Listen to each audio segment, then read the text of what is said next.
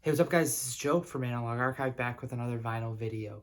Today's video is going to be a kind of an impromptu Blue Note 4000 series kind of entry. I was going through the Blue Note 4000 series playlist that was on Sherv, Julius Jabbar's page, and I noticed that there was one 4000 series album that I had that was missing and had not been shown, so I thought I would take the time to kind of do that.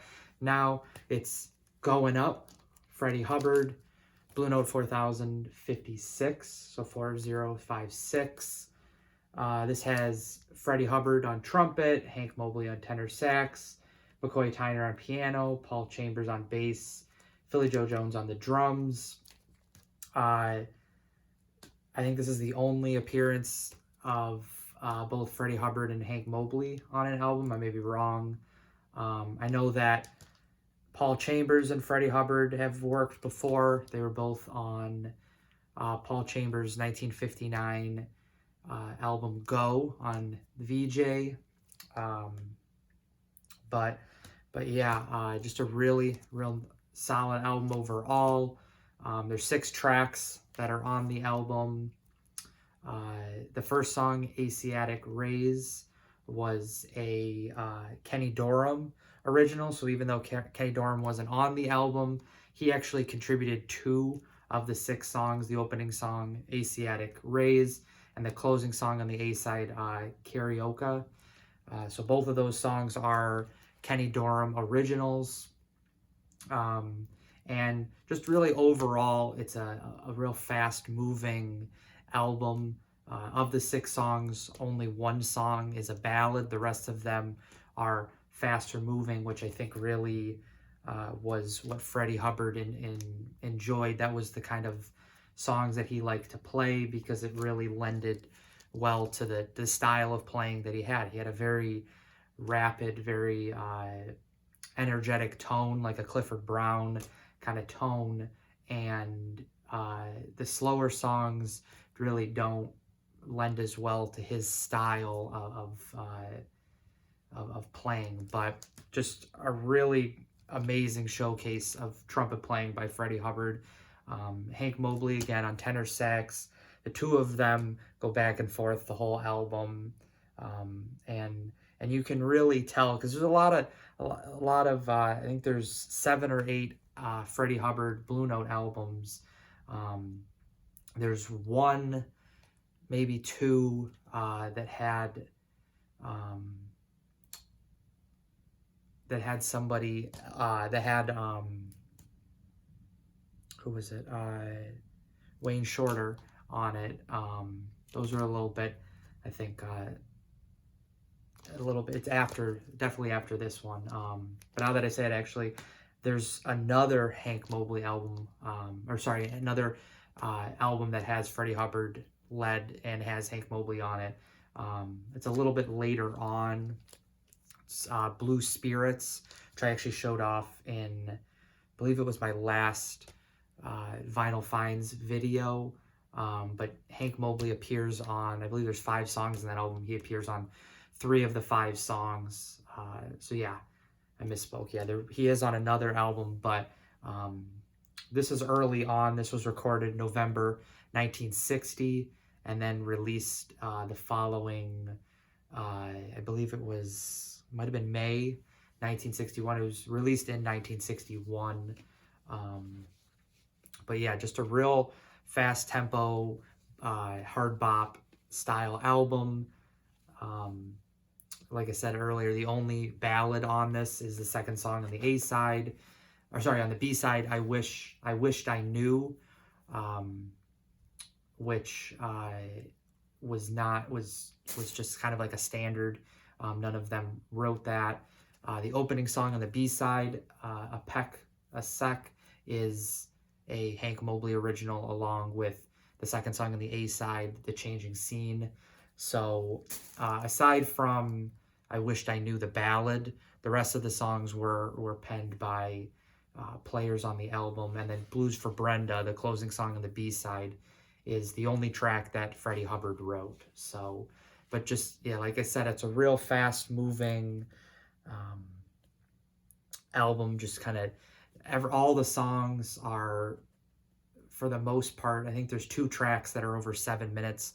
The longest being the ballad, which is, I think, like 7 minutes and 50 seconds. But the rest of them are 5 or 6 minutes. So they're shorter in terms of kind of jazz standards. But they definitely packed a lot into this album. And just a really enjoyable session overall. This is one of this is the second Blue Note album that Freddie Hubbard put out. The first was 4040, Open Sesame. But he wasn't really much older on this. He was probably, I think he was like 22 on this album when it came out. But just a real strong performance. I'm finding, I did say this in another video, but I am trying to find all the Freddie Hubbard Blue Note albums. I think I have all of them except for A Night of the Cookers Volume 1. I have the rest of his Blue Note discography, and you can definitely tell the transition that he has as the 60s goes on. He starts to explore a little bit more, but it's not the same exploration that I think a lot of other Blue Note artists like Jackie McLean started in around 62, 63, started exploring the more avant-garde free jazz kind of sound by kind of getting together with like Ornette Coleman. But he doesn't really go in that direction. He goes more in the direction of like the post-bop, just more freedom that's not necessarily kind of staying true to that melody like the like hard bop is kind of rooted in. But this album is, like I said, a straight hard bop and just really enjoyable album. This is a tough one to find. There isn't any, as far as I know, any modern pressings. There could be a Classic Records pressing, but in the last few years I don't think there were any. And the early ones are tough to find. So what I have, I found this about a month ago. It's it's late 70s, the White Bee. So a real enjoyable session. It sounds really great, even though, and I did say this in the last video, that it's got that kind of message on the back, the re-recorded to simulate stereo. And as I had said before, it really just meant, especially for the Blue Note 4000 albums, it just meant that there was no official stereo release when the album first came out, and that the first stereo release was done when it sold to Liberty in 1966. So the Liberty engineers actually they did have the master tapes, again, for the 4000 series. Rudy Van Gelder did have a 2-track tape by the time 1960 rolled around, but just there was no stereo release because stereo wasn't big in 1960. I mean, it was just starting out. People were still figuring out that style. People didn't have the turntables to be able to play those anyways. It was much more difficult, at least, to be able to play them.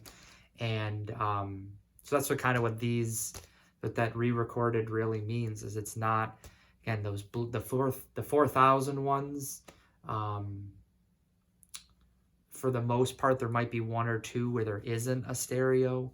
There wasn't like a stereo master created, but the rest of them, including this one, did have a stereo master. It's just, the first stereo release of the album didn't come out till 66, 67, when stereo was becoming much more popular and was kind of overtaking mono. So that's the situation on this one. But a real enjoyable album. If you find this in any form, pick it up, especially if you like the earlier kind of 60s hard bop, which I think anybody that's watching these videos in this series that's what they enjoy that. But just a really enjoyable album overall, a really strong performance, real all-star lineup. Philly Joe Jones has 2 drum solos on this, the opening, or the on the B side, a Pekka Sek, again, the Hank Mobley original. He has a pretty decent drum solo on that. Paul Chambers gets some solos here and there as well, but it's really the front three: Freddie Hubbard, Hank Mobley, McCoy Tyner on the tracks, just kind of going one by one through it, and just really enjoyable lineup. But yeah, so that's Blue Note 4056, Going Up, Freddie Hubbard. Hope you enjoyed the video, and I'll see you in the next vinyl video. Bye.